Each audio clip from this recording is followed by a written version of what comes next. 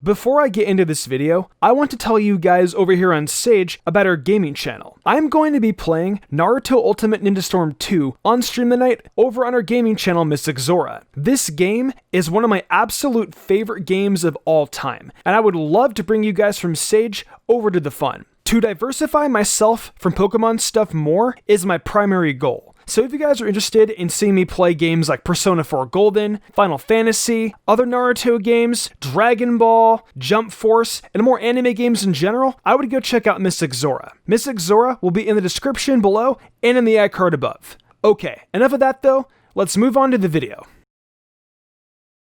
The Dragon Balls. One of the most mystical items in the universe of anime. I'm sure a lot of you guys know what the Dragon Balls are, but in case you don't, let me explain. The Dragon Balls are 7 magical balls from the universe of Dragon Ball. Essentially what the Dragon Balls do is they're able to grant wishes to anyone who is lucky to find them. The power of the Dragon Balls vary. There are various types of Dragon Balls in the Dragon Ball universe as well. However, there are only 3 well-known ones that exist, being the Earth Dragon Balls, the Namekian Dragon Balls, and the most recent ones, the Super Dragon Balls. The Super Dragon Balls have the power to grant literally any wish because they have godly powers. Though the Super Dragon Balls are all powerful, they are only able to grant 1 wish. However, in my scenario, they have the power to grant 3 wishes. And from there, that leaves us the question, what would happen if other anime had the power of the Dragon Balls? That question has always stuck with me for the longest time, and I've always wondered about the kind of power other anime could have if the Dragon Balls existed. Naruto is one of those anime especially. In Naruto, there were a lot of different scenarios that could have played out differently if circumstances were just slightly skewed. For example, there are a lot of character deaths that could have been prevented, there are characters that could have been brought back from the dead without using reanimation, and there also could have been a lot of deaths prevented if certain people didn't go on murderous tirades. Today, I wanted to bring my Super Dragon Balls over to the Naruto universe to showcase 3 different scenarios that could happen if my wishes were to be granted. I will be using 3 wishes from the Super Dragon Balls to change the Naruto universe as we know it. Of course though, these wishes are all my opinions, and there could be other wishes out there that could be much more beneficial than mine. So that's why I am encouraging you guys to share your wishes down in the comments below, so we can get some wild discussions going. I love doing these videos a lot and hearing other people's thoughts. So after the video is done, be sure to share your wishes down in the comments below and also what anime you guys want me to cover next of where the Dragon Balls exist. But yeah, all this sounds super exciting and I am super pumped to talk about my wishes. So with that being said, let's put these balls to the test.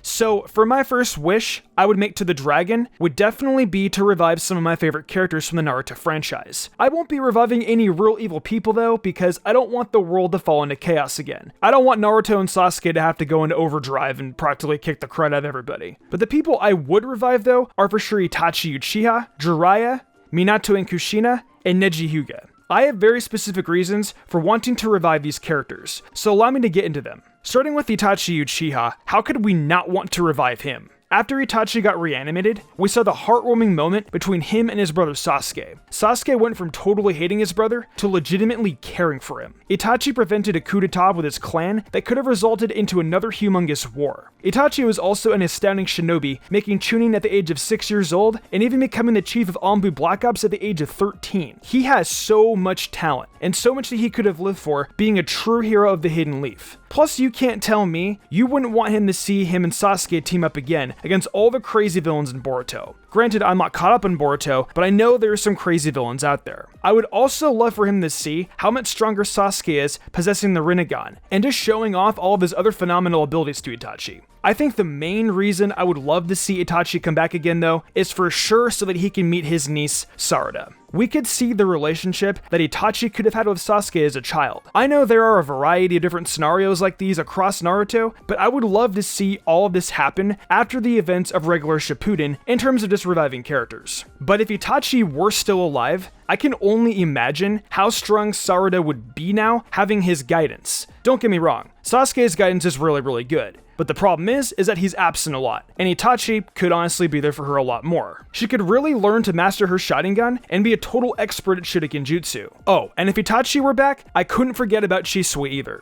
He would really be able to give Naruto a hand at being Hokage, and honestly be one of Naruto's most trusted colleagues. I could honestly sit here and go on for hours about Itachi, because he's my favorite character from Naruto of all time. But honestly, there's more characters I want to revive, so let's move on to them. The next character I would want is Jiraiya. We all know Jiraiya being killed by Pain was one of the most unfortunate deaths that happened in the entire Naruto series. Jiraiya had a lot going for him, being one of the legendary Sannin and being Naruto's true teacher. The impact that Jiraiya left on this series of Naruto, he opened the doors for Naruto to be able to unlock so much of his potential. Naruto gained control of the Nine Tails chakra because of him, he taught him his signature move, the Rasengan, which is now Rasen Shuriken, and I would have loved for him to have been the one to teach Naruto and Boruto Sage Jutsu with the help of Grandma and Grandpa Toad. I love those two. You can't not have them. The Toads, of course, I am talking about are the two great Sage Toads, referred to as Ma and Pa. Also, due to the fact Naruto is always busy being Hokage, Jiraiya could teach Boruto Jutsu in the same way he did Naruto, and I guarantee he would have been a lot more busted.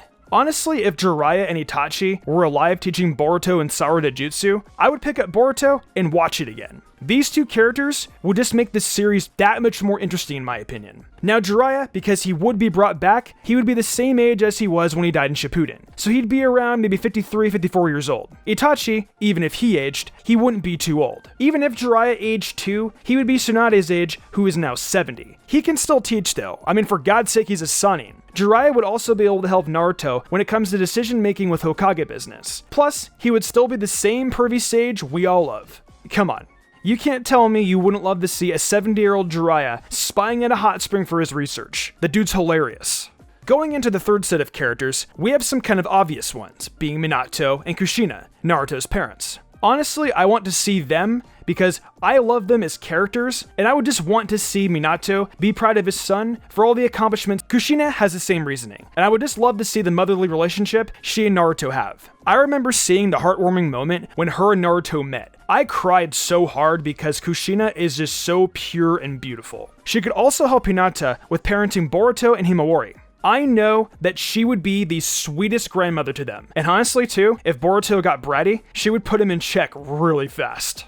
Lastly, the character I would want to bring back is Neji Hyuga. I only have a few reasons for Neji coming back, but they are the best reasons in my opinion. It's pretty easy, all things considered, but I would want to see him and Naruto form a somewhat brotherly relationship. Plus, I would love for Neji to give Boruto elderly advice, just like how he did when Boruto went back in time and he met him as a kid. Also, Neji has complete mastery of the Byakugan. I would want him to teach Himawari to control her Byakugan properly and turn her into the prodigy Hyuga she deserves to be. Okay, so that wraps up the characters I would want to bring back. Let's now hop into my second wish. This one may actually make a lot of you guys scratch your heads, but I think Hiruzen Sarutobi is the most underrated character in Naruto. Next week I'm actually going to be having a video as to why I think so. But for now though, let's discuss the wish. So, truth be told, I wouldn't want Sarutobi to be brought back to life, because that would be a waste of time considering his old age. Plus, to be fair, he was purely ready to die when Orochimaru took over the village. However, in my scenario, what I would want to do is prevent Sarutobi's death against Orochimaru, and I would want him to be Hokage at least until the start of Shippuden, if not a little after. What could prevent Sarutobi's death is Jiraiya. Jiraiya at the time is technically at the Leaf, and could have prevented Sarutobi's death had he gotten to the arena a little earlier. Now you can sit here and debate me all you want as to why he couldn't make it there, but let me tell you something. With the Super Dragon Balls, all that stuff is thrown out the window. Any technicality is gone. So with my wish, Jiraiya could have defeated the Sound 4 and could have teamed up with the third Hokage to really push Orochimaru back. Even with reanimating the first and second Hokage, Sarutobi clearly demonstrated that he could beat them himself. With Jiraiya's help, he and Saru could have very easily evened the battlefield and could have caught Orochimaru off guard and even prevented the Hokage's death. Now, do I want Hiruzen to be immortal? No, not at all. Eventually, he would die of old age. I've always wondered what would have happened if Orochimaru's takeover of the Leaf failed and Hiruzen was Hokage a little while longer, at least until the start of Shippuden. I honestly think Sasuke would have had a tighter leash on him, and the Hokage may have been able to convince him that there are other ways instead of betraying the Leaf. Either way, even if that didn't happen, at least then, Hiruzen would have known Orochimaru was after Sasuke, and he would have been able to formulate a better plan. Though, Sasuke's hit for Itachi was pretty bad, so I still think he would have been able to break free and find Orochimaru. But at least with the third Hokage alive, those chances would at least diminish a little bit. I also just wanted to see Lord Third see the development of Naruto, and how strong he became, especially after mastering the Rasengan. We also never really got to see the relationship between Jiraiya and him. They seemed like they were really close in a lot of the past cinematic shots, And I also just love the fact that Hiruzen's just so caring of the village and his people. Some other events that could have transpired were if he were to shadow Tsunade to advise her with being Hokage. I just think it would be an interesting character relationship in the same way I want to see Jiraiya's. I want to see Tsunade and Jiraiya's relationships with Sarutobi-sensei. Orochimaru took the entire show, and I have always wanted to see the other Sanin's bonds with him. All in all, I wanted him to die a peaceful death and not a murdered one. Though either way, I respect Hiruzen a lot, and he is one of my favorite characters in this entire series. Wrapping up my final wish, it's one of the wishes that has kind of happened already, but I want it to become reality.